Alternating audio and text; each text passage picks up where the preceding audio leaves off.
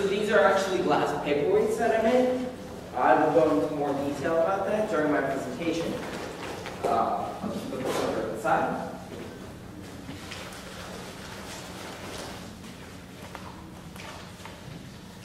But yeah, so these are the paperweights, and you can come up and take a look at the end if you'd like. So yeah, I only have 3 of them currently. The 4th belongs to my sister. So yes, the Phoenix collection. So in the presentation is called From the Ashes. I decided to call it the Phoenix collection because it sort of symbolizes rebirth, and that sort of fit with the theme of this year's Google Mind. So yes. So the purpose of this was a tribute to my grandfather, Charles E. Moreland. He died when I was very young. I was 6 or 7 years old. When he died, he was a very big figure in my life. So he was a big figure in my life. I was sick immediately beforehand, so it was a very big year in my life. So I needed to do something I wanted to do something to be a tribute to him. So what I decided to do was I decided to do something that I could do a tribute to him. So I decided to take one of my talents, glass blowing, and I decided to do a tribute to him using glass blowing. So yes, next slide. So in the beginning, I decided to use alternative memorialization forms. So I started using glass, or I looked up sort of how to do this, and it sort of snapped with me in the beginning with glass blowing, because I've been doing glass blowing since, I'm saying glass blowing a lot. Alright. Okay, but I've been doing it since I was 13. So it's been sort of something that's in my life for a while. So it's been with me. So I decided to use that talent to help me. And so I decided to do some research and sort of look up what to do. I decided to look up what to do in this process. And so I went to Diablo Glass Studio. I worked with some of the professionals at the studio. And because they were all way better than I was. I'm nowhere near a professional at glass blowing. I would never say I was.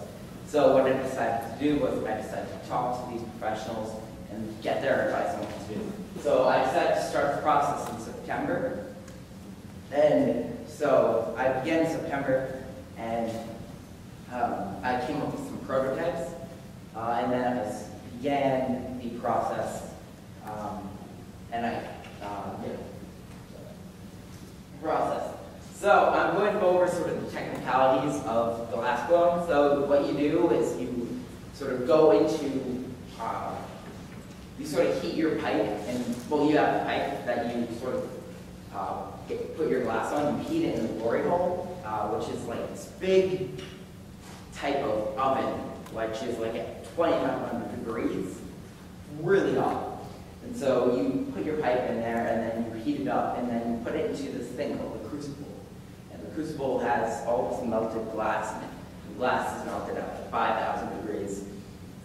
It's insane. It's like really, over 2,000 degrees. It's insane. So yeah, what I decided to do is I put it in, and you turn it around a few times, and you pull it out, and then you, and then you keep turning as you do it, and then you, so what I decided to do was I rolled the glass into color and into the ash. The ash was, this was a bit difficult for me because the ash is at a different consistency and at a different temperature to the color, because when you put color on, it's actually melted glass. It's actually broken glass, and it's colored glass. So what you have to do is you have to actually melt it on. So the ash is at you have to melt it on at a different temperature. So you have to heat it at a different temperature. So it was very uneven to begin with, so it was a bit difficult to do that. But I think it turned out well in the end, so yes. And then what I did was I heated it, and then I twisted it with some tweezers to get this very cool sort of galaxy pattern. And then I put it on this thing called the Marlboro, which is like this sort of metal table, and I rolled it along the Marlboro to cool it down, and then I put it back in the crucible. And then, I put it back in for the second gather, and then I pulled it out, and then I marbled again.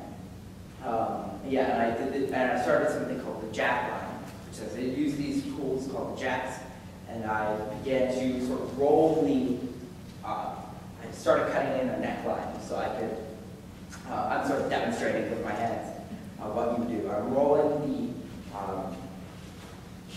the pipe as I'm sort of cutting in to the paperweight.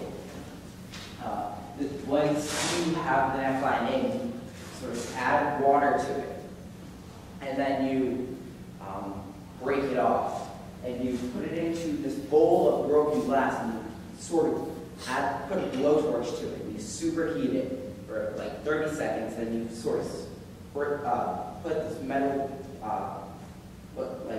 plate to the bottom of it to smush the bottom down, and then you put it away in the oven. And then what I decided to do was I decided to restart the cycle to sort of add to this theme of beauty, or beauty out of destruction, which was there's this thing called moil, which is like this glass that's at the end of your pipe, and I decided to take the glass off the moil and use that as another paperweight, and that's how I got these smaller paperweights with the same color. So there's two paperweights of the same color, and they actually, if you put them end to end, they have the same pattern, and it's just a continuation. And these are the final pieces. This is 1, 2, 3, 4. Yeah, and that's the end of the presentation.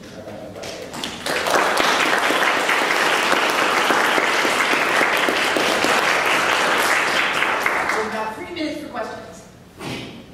Why did you decide to make paperweights? Well, I said to make paperweights instead of like goblets or anything, because paperweights are simple and they're beautiful. And it's simple and beautiful, and it's a good way to sort of, it's a good tribute to someone. Yeah.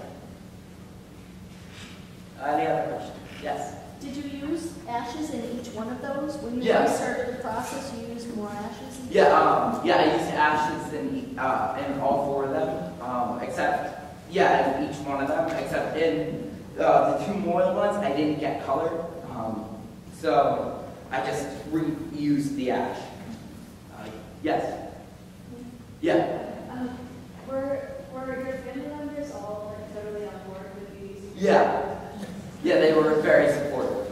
My grandmother actually gave me the ashes. She was very supportive. I'm going to give her one of the paperweights. Yeah. Any other questions?